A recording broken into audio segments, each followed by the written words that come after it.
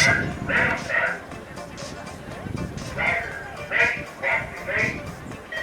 Allez, c'est parti pour ce premier quart de finale avec le bon départ de Baptiste Griot, également Mathis Lemoine, les deux Bisontins aux avant-postes.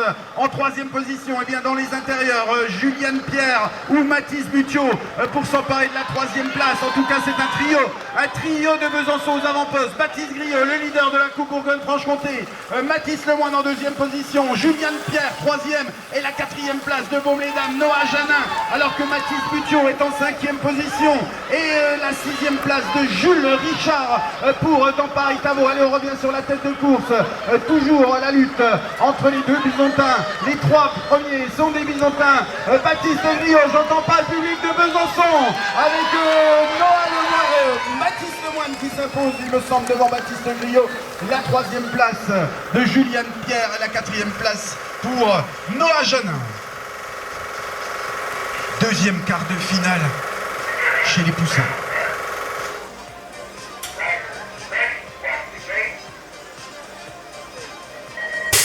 Allez, on va surveiller Tao de Seine, le pilote de Boulieu-Mandeur qui a pris le meilleur départ. Marius Jacques en deuxième position pour le club de Besançon. La troisième place, eh bien, il y a Vesoul qui est bien parti.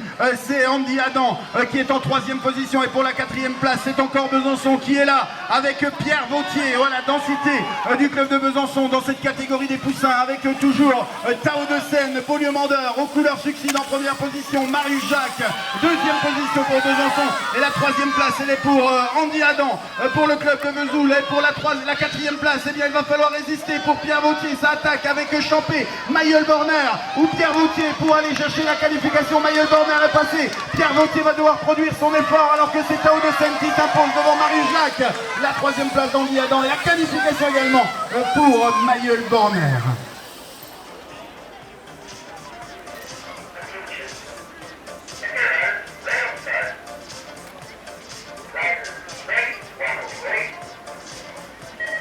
Allez, le troisième quart de finale dans cette catégorie des Poussins avec un bon départ de la part d'Axel Guachot. Axel Guachot qui s'empare de la première place. En deuxième position, eh bien, on a Noah Lemoine pour Besançon. Et la troisième place, elle est pour Axel Salis également du club de Besançon. On va retrouver en quatrième position eh bien, le club de Vesoul, il me semble, avec Flavio Chaillard. Alors qu'en première position, c'est toujours Axel Guachot.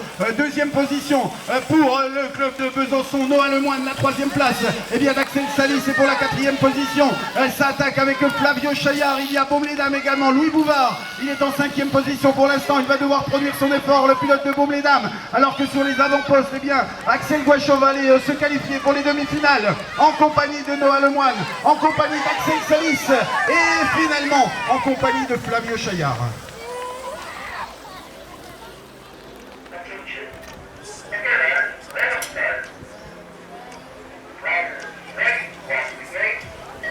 Le dernier quart de finale chez les Poussins, le bon départ de la part de Roman Lang, le pilote de Tampari Tavo qui a pris le meilleur départ. On va retrouver Valentin Perret pour Baume-les-Dames en deuxième position et la troisième place, eh bien, elle est pour Eddie Fromm, le pilote de Besançon. Ethan Lehoutre, on s'en souvient tout à l'heure, il me semble qu'il avait déraillé. Il est là en quart de finale et il est en quatrième position. Il se dirige vers les demi-finales, mais derrière ça pousse avec Tampari Tavo, Sacha Marlin, également Andrea Lejas-Sergenti.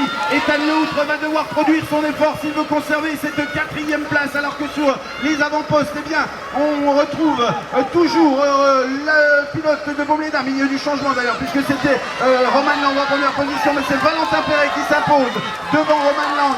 Et du Fromm pour la troisième place et la dernière place qualificative pour les demi-finales. C'est